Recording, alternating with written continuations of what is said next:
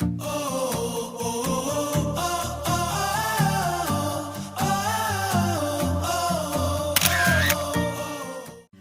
today we're at Lanhydrock, which is a National Trust property located in the centre of Cornwall near the town of Bodmin.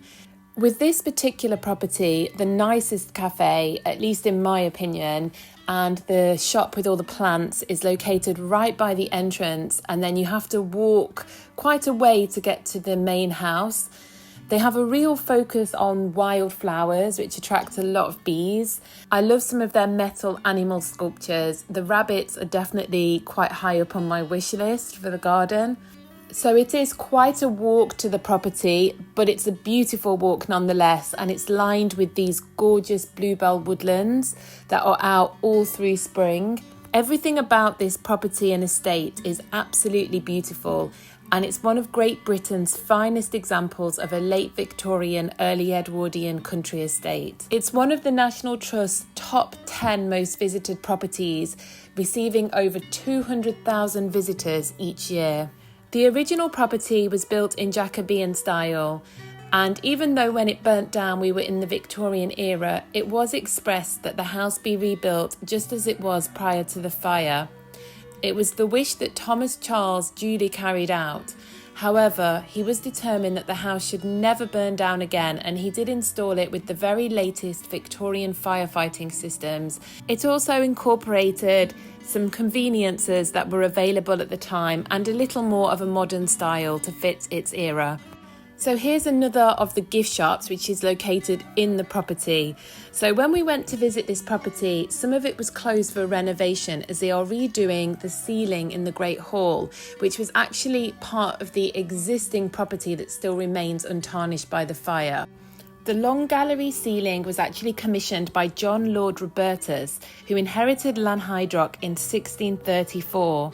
Whilst they were undertaking the cleaning, the conservation team actually discovered a slight area of gilding, suggesting that the whole ceiling might have been gold at one point, which would have been an incredible sight for sure. Because this area of the property is closed for conservation, what they have done is allowed you access up into the gallery to go and see the ceiling from a scaffold. Whilst we make our way to the upper floor, I'll give you a little bit of history about this property. The original home was built in the 1600s, and the estate, which covers over 890 acres, was once an Augustinian priory. The parish church of St Hydrock is still on the grounds today, and we can go visit it later in this video. It's still a working church and actually conducts services on Sundays. During the reign of King Henry VIII, the property was seized by the Crown as part of England's break with the Roman Catholic Church. Following the dissolution of the monasteries, Lanhydrock fell into the hands of Glyn Littleton and the Terence families before being acquired by Richard Robertus in 1621. Richard was considered to be the wealthiest person living in the West, having inherited a fortune of £300,000 from his father. Imagine if that was all it took to make you rich today. The property continued to run down the family line, but around the time of 1685, its inhabitants started spending less time there. John Robertus was into politics and he spent a lot more time in his London residences. It was then inherited by his nephew Henry in 1724, but Henry ended up spending most of his time in Venice to be with his mistress. Over the 56 years of their combined ownership, Lanhydrock fell into complete disrepair due to both Charles and Henry's neglect of the estate. Upon Henry's death in 1741, the estate passed to his sister Mary, who was actually considering demolishing the house and selling its contents, which she valued at £110,000 for the entire estate. Mary died before she could carry out her plans, and her eldest son George, who inherited the estate in 1758, actually made efforts to modernise the house. The next few generations who inherited the property actually made an effort to restore it to its former glory, until it was sadly ruined by fire in 1881. Taking the house right up to the 20th century, it was inherited by Thomas Charles, who was elected for MP South East Cornwall in 1906. By the end of the First World War, the Gilded Age of aristocratic homes was coming to an end. This coincided with Tommy sadly losing his life in the Battle of Loos in September 1915, whilst he was trying to rescue a wounded comrade from no man's land. After his death, the cost of the property became unmanageable for the rest of the family, and they fell into a decline which they never recovered from. So as we come back out into the courtyard, there's a second-hand bookshop, which they have at nearly every National Trust property I've visited. They also had a secondary cafe, which was temporary due to the other one being closed in the restoration area. You then got to walk around the kitchens, which was one of my personal favourite parts of the house. With all the mock foods that they had laid out, it really allowed you to feel into what life would be like living in this time period.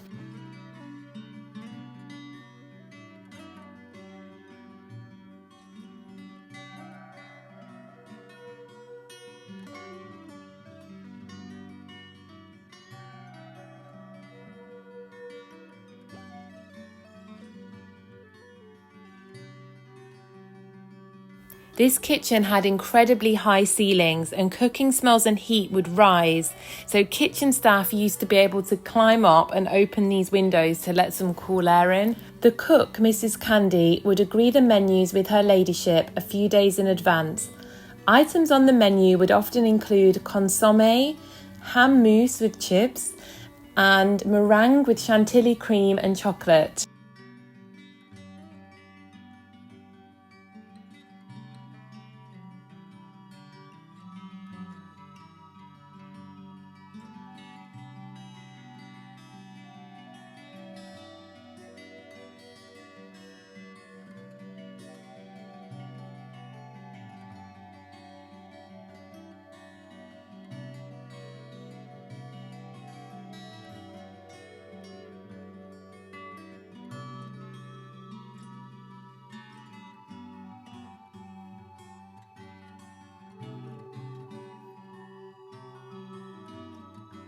Some of these fake foods actually look so realistic that you almost felt you could take a bite.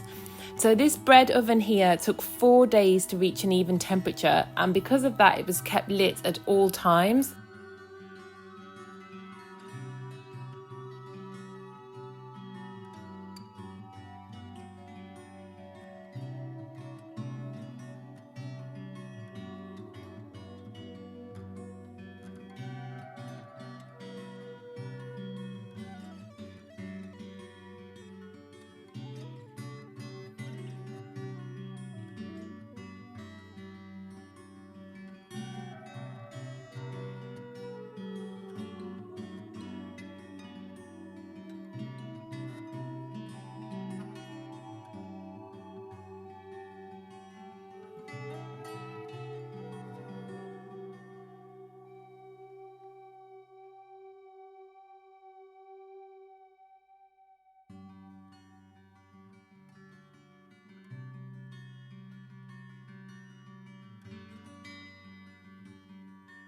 The next part of the house to see is the newly refurbished nursery suite, where you can learn about the lives of the Agar Roberta's children. This area has a few things to keep children entertained as well. Whilst in the bathroom, I loved seeing the old medicine cabinet. It had a few products that I recognised, including Jamaican ginger, which had been available since the 1860s and was often used to treat headaches and upper respiratory infections. I can also see cloves hidden away there, which were great for toothache. An interesting fact about Jamaican ginger was that its patent provided a convenient way to obtain alcohol during the era of Prohibition, since it contained approximately 70 to 80% ethanol by weight. In the 1930s, a large number of users of Jamaican ginger were afflicted with a paralysis of the hands and feet, which quickly became known as the Jamaica ginger paralysis, or Jake paralysis.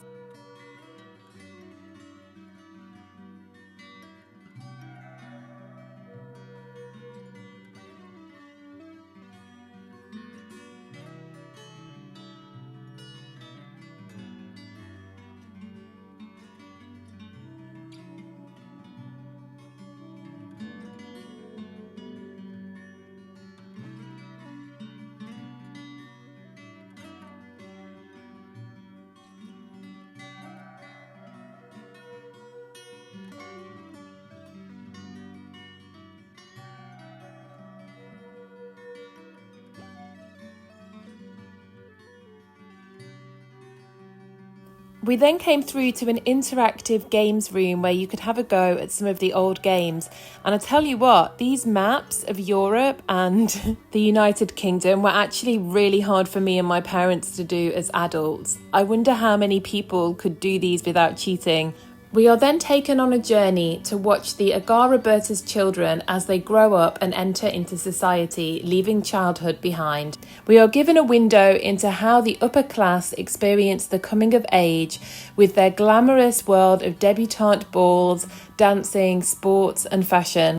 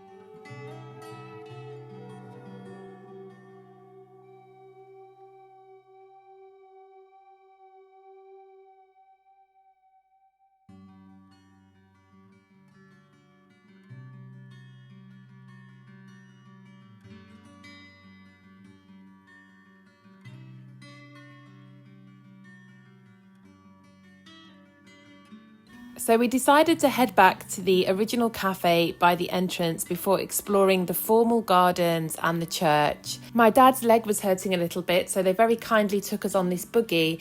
If you have any mobility issues or you just feel a bit tired, they're always happy to run you to and from the entrance to the house. We got back to check out the church and the formal gardens about an hour before closing, and as you can see, this is really the best time to take these properties in and to get footage because everywhere is completely deserted and there's a beautiful soft light around that time as well. There's been a garden at Lanhydrock since the 17th century, but the one you can see today was established in the Victorian period. Some of the plants in this garden are actually 80 years old.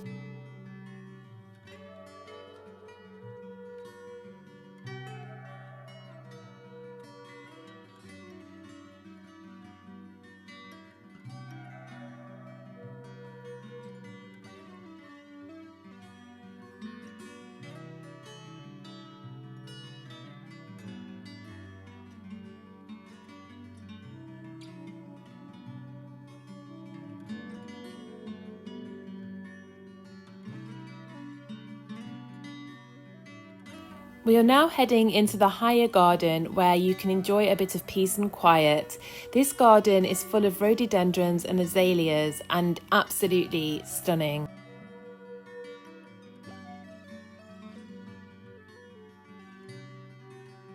This is one of my favourite trees and I recognise it from Isabella Plantation, which is in Richmond Park. So it's called a handkerchief tree, and as you can see exactly why it's named the handkerchief tree, because of its beautiful petals that resemble handkerchiefs.